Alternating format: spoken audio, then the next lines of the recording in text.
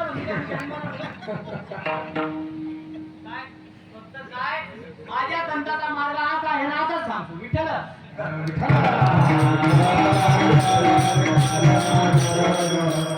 कारण आम्ही आमच्या बापाचे लेकर आहोत. पूर्वज जे जे करती, वडील जे जे करती त्या नाम धर्म ठेवी आहे. तरी काही चांगली भाषा मला सांगायला ना को श्रीपाद बाबा. आता तुम्ही बोलता वारी शब्द ऐका.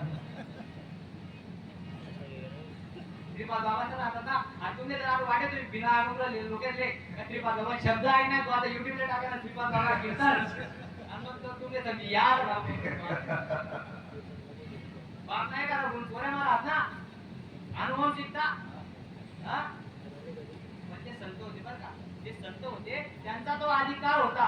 तुम्ही आपलं तुम्हाला वाटेल की भाऊ अरे तू सांगतोय श्रीपाद बाबा श्रीपाद बाबा श्रीपाद बाबा, तुझ्या श्रीपाद बाबांनी नेमकं आमच्यासाठी केलं काय, तुझ्यासाठी केलं काय, एक दीड तासापासून ओरडतोय श्रीपाद श्रीपाद श्रीपाद, काय नेमकं काय आहे श्रीपाद.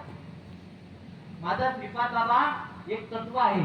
काय माझा श्रीपाद बाबा एक तत्व आहे, एक शक्ती आहे. जेव्हापासून जेव्हा कोठेच नव्हते काही, चंद्र सूर्य तारा नाही, अवघे शून्यत होते ग बाई कानोबा तेरे तेरे तेरे ते. तेव्हापासून सृष्टीच्या उत्पत्तीपासून तर नवनाथांपर्यंत, नवनाथांपासून दत्तप्रभूपर्यंत, हंस ब्रह्म अत्री दत्त नारायण लक्ष्मण बलदेव सगळ्यांना शांताबाई गोंडबाबा केरोबाबा श्रीपाद बाबा रामदास बाबा नाही का, एवढ्या सगळे जे महात्म्य आहेत या सगळ्या महात्म्यांपर्यंत तो मार्ग ते तत्व या देहातून त्या देहात, त्या देहातून त्या देहात आलं. श्रीपाद बाबा म्हणजे काय आहे, एक तत्व आहे, माणूस नाही रे. श्रीपाद बाबा म्हणजे काय, एक तत्व आहे. ते तत्व प्रत्येक जन्मामध्ये या देहातून त्या देहात नाही का. ती ज्ञानेश्वरी उभी नाही का, जीर्ण वस्त्र सांडीचे, नूतन वस्त्र वेडीचे नाही का. एखादा कपडा हा कपडा जर मला आवडला नाही, 3 दिवस झाले, चौथ्या दिवशी फेकून देईल. माझ्या श्रीपाद बाबांनी तसा हा देह सोडला, तो देह धारण केला, हा देह सोडला, तो देह धारण केला आतापर्यंत. कारण त्या तत्वाला माहिती होतं अरे या धर्माच्या सूर्याला ढाकणारे अधर्माचे ढग काही काळापर्यंत आडवे येतील. आले नाहीत का, आले आले.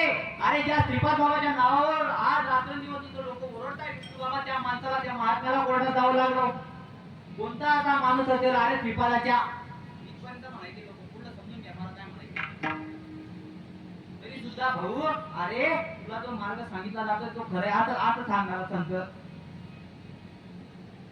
मी यासाठी लोक ते केलं इथं काय बाबा तू गाडी माझ्या ना पाय पाय इथं काय रोडला आहे आज आमच्या बापाला आई माई वरून शिव्या घालायची लोक. शिव्या काय आमच्या बापाला आई माई वरून लोक शिव्या घालायचे. कलियुगामध्ये आम्ही दुसरा तसा बाप देखा नाही.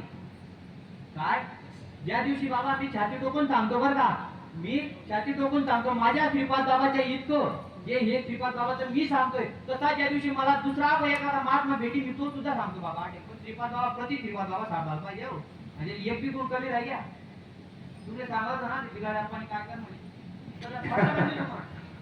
अरे महात्मा बनी पितात ना. विषय काय आहे या ठिकाणी सांगितलं श्रीपाद श्रीपाद श्रीपाद का सांगितलं जातो, या सर्वसामान्य जीवासाठी श्रीपाद बाबांनी तितके कष्ट सहन केले, तितके त्रास सहन केले. अरे आजच्या काळामध्ये लोक आज नोकरी लागायला तर पडतात, लोक नोकरी लागायला लोक तर पडतात. श्रीपाद बाबांनी उभ्या नोकरीला लाथ मारली. बऱ्याच कीर्तन काळात आहेत त्या ओव्हर टाइम करीत कीर्तने करतात, पण नोकरी करतात आणि कीर्तने बी करतात. श्रीपाद बाबाने नोकरीला लाथ मारली. श्रीपाद बाबाने स्वतःच्या मुला बाळाचा प्रपंचाचा त्याग केला. अरे तुम्ही सगळे सांगतात की श्रीपाद तुकोबारायांनी 65 लाखाची जागीरदारी दान केली. माझ्या श्रीपाद बाबांनी उभ्या संसाराची राख रांगोळी केली तुमच्यासाठी.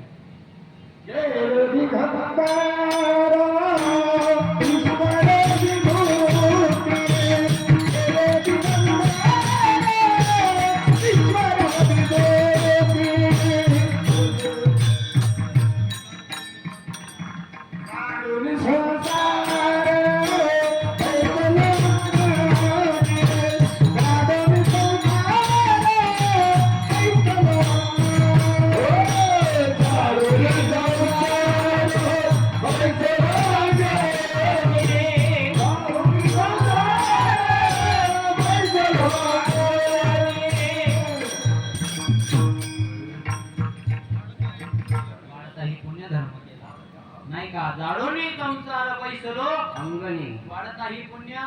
माझ्या श्रीपाद बाबाला लागू होते प्रमाण फक्त काय माझ्या श्रीपाद बाबालाच लागू होतं, इतरांना नाही. मी आतापर्यंत मी वर्ष 28 चालू आहे. विष्णू बाबाने 28 वर्षामध्ये मी श्रीपाद बाबाला पाहिलं नाही.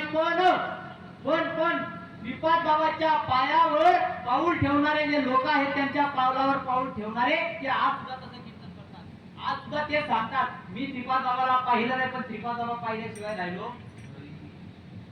आम्ही कोणता कीर्तनकार आहे? आता तुम्हाला सगळ्यांना विचारतो, मी कोणता कीर्तनकार आहे? दुसरा कीर्तन आहे आणि तो बडरा ना त्यांना त्या कीर्तन होईल लोणी 3 तास. कोणता कीर्तनकार पडत? बाबा रात्री 3 वाजेपर्यंत होते ना आपल्याकडे, निदान 1:30-2 वाजेपर्यंत बाबा होते. काय करायचे त्यांनी? त्यांना नातेवाईक ना घरी सुद्धा साईन पडतात त्याकडे. काय एकाची कैवारे भोगवी. एखाद्याला समजलं, जर समजा विष्णू भाऊला समजलं, जसं संजू भाऊला समजलं, विष्णू भाऊला समजलं, बाबांना समजेल, इतर सगळ्या लोकांना जर समजलं तर भाऊ माझ्या बापाचं कार्य होईल, दुसरं काय नाही. माझ्या बापाचं कार्य नाही, ज्ञानोबा तुकोबारायचा जो संप्रदाय आहे. अरे 4 दिशेला 4 लोक चालली होती, स्वरूप, चैतन्य, आनंद आणि प्रकाश. 4 दिशेला 4 लोक चालली होती. या 4 दिशेला 4 लोकांना ज्ञानोबारायांना माऊली फुकट नाही म्हणत लोक. माऊली ज्ञानोबारायांना माऊली सहजासहजी नाही म्हणून जात, थांबून जातात तिथं फक्त माऊली महावैष्णव ज्ञानोबाराय, अय माऊली महावैष्णव. माऊली बरं का, जे श्रीपाद बाबांना सांगितलं, लोकांना श्रीपाद बाबाच्या आई माईला शिवी घालायचे. माऊलीची गोष्ट सांगतो, प्रत्येक माऊलीचा अवतार, प्रत्येक तुकोबारायांचा अवतार, प्रत्येक संतांचा अवतार मी माझ्या श्रीपाद बाबात सांगू शकतो तुम्हाला. इकडं श्रीपाद बाबाच्या आई माई वरून शिवी घालावी, तिकडं माऊलीच्या झोळीत लोकांनी माती घालावी, तरी माऊलीने म्हणावे, आता विश्वात्मक येते येणे वाक्यज्ञ तोषावे, तोषोनी मत द्यावे, जे खडांची वैकटी सांडू. ज्याच्या बापाला स्वतःच्या मुलासाठी शुद्ध पत्र आणण्यासाठी देहाचा त्याग करावा लागला, अशा जीवानी, अशा माऊली महावैष्णव ज्ञानोबारायांनी या समाजासाठी काय मागव, जे फळांची वैकटी सांडो, नाही का. फक्त हात जोडून वडकडीची एकच विनंती करतो, हे आजचा एक दिवस आणि उद्याच्या काल्यापर्यंत जो मार्ग सांगितला जातोय ना, त्याच्यावरती विचार करा बरं का, त्याच्यावरती विचार करा. विठोबा रखवारी, विठोबा रखवारी.